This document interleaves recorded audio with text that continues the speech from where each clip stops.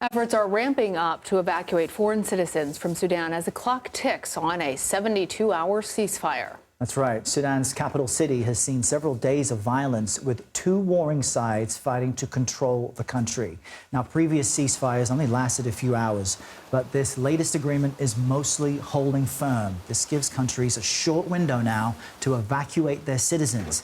Meanwhile, CNN is reporting the White House could send U.S. troops to help evacuate Americans. Joyce Eiler joins us now. Her son Mike is among a group of teachers who have been stuck in Sudan.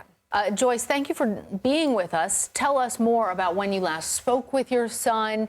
How's he doing? How's the group that he's with all doing?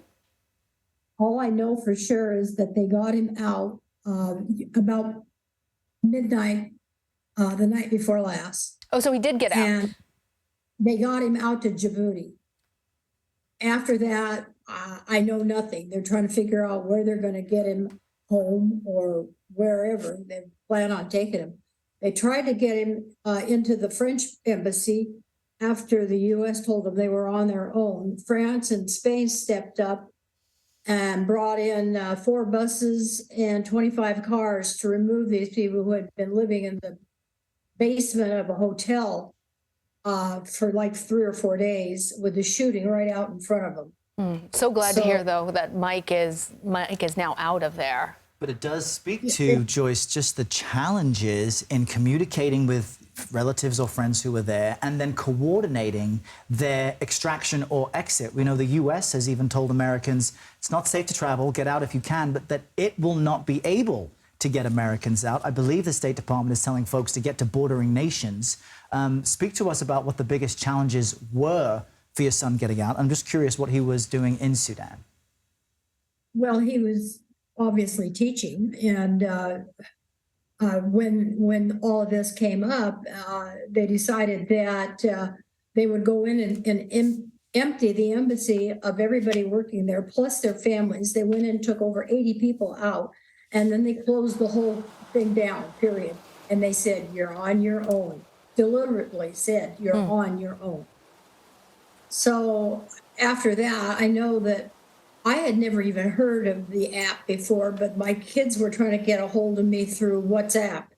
And that's the only thing. And I'm still learning it, so I don't even know how to send the pictures on. Wow. They were living in this basement, and there's somebody that is running that group, and apparently she's doing a really wonderful job. Like I said, they tried to get him into the French embassy, but the shooting was just too fierce.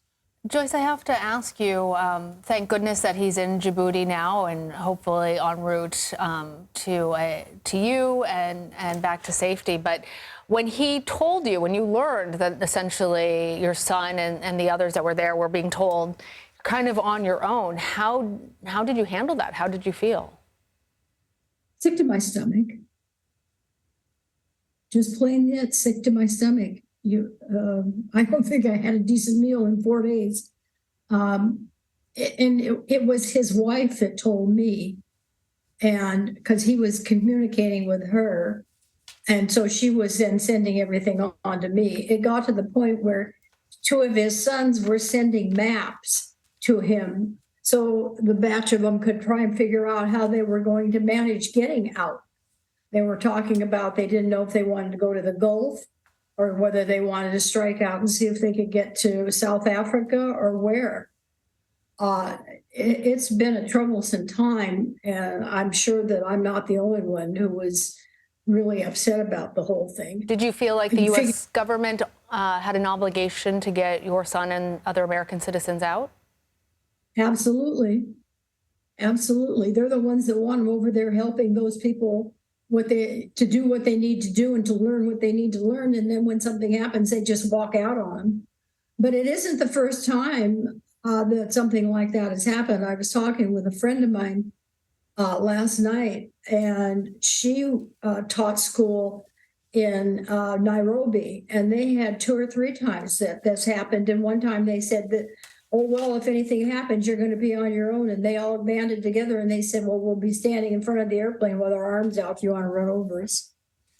So that it isn't the first time that they've just up and told people you're on your own. Well, it's encouraging.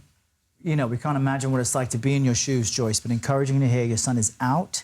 He's in a safe place now as the country continues to reel from its civil war. Thanks for joining us and sharing your story today. You're welcome.